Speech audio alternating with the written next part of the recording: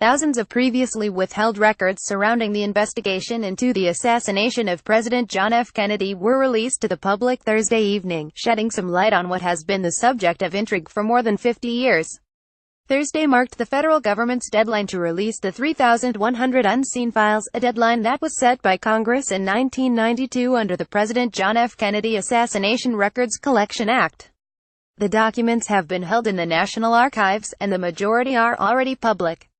The array of documents released ranged from fuzzy images of photos snapped by U.S. intelligence and handwritten notes that are hardly legible to information on planned mob hits on former Cuban leader Fidel Castro and memos surrounding Kennedy's killer, Lee Harvey Oswald. By no means do the records offer any bombshell revelations, but several documents give the public a peek into what happened in Dallas in 1963 and surrounding events.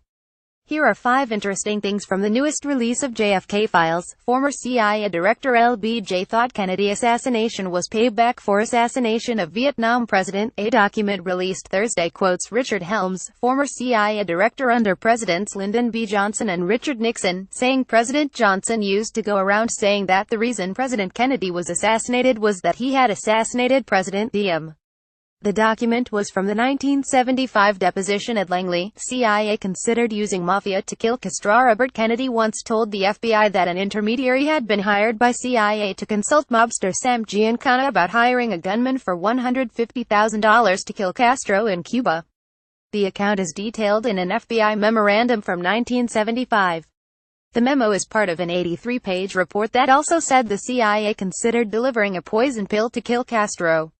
Attorney General Kennedy stated that the CIA should never undertake the use of mafia people again without first checking with the Department of Justice because it would be difficult to prosecute such people in the future, the report says.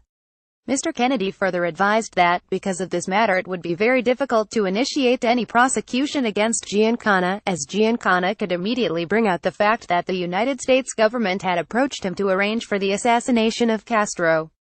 Memo from Hoover details Soviets' shock and consternation after Kennedy death. A memo from former FBI Director J. Edgar Hoover quotes a source within the USSR saying the Soviets were shocked by the news of Kennedy's death. The source said the news sparked great shock and consternation and church bells were tolled in the memory of President Kennedy. According to our source, officials of the Communist Party of the Soviet Union believed there was some well-organized conspiracy on the part of the ultra-right in the United States to effect a coup, the memo said. The source said Soviet leaders instructed agents to immediately gather information on President Johnson following news of Kennedy's death. The FBI received an Oswald death threat the day before his murder. Hoover, in a November 24, 1963, report, said a man called into the FBI's office in Dallas saying he would kill Oswald just a day before he was shot and killed. Hoover says in the report the call was from a man talking in a calm voice, saying he was a member of a committee to kill Oswald. Hoover points to Jack Ruby as Oswald's killer. There is nothing further on the Oswald case except that he is dead, Hoover says in the report. Ruby says no one was associated with him and denies having made the telephone call to our Dallas office last night. Hoover also said in the memo he had evidence of Oswald's guilt and was concerned there would be doubt by the public that Oswald was behind Kennedy's assassination. Kennedy considered creating a bounty system that valued Castro at 2 cents. The Kennedy administration in 1962 proposed creating a bounty system that would pay Cubans for killing communists and that valued Castro's life at just 2 cents.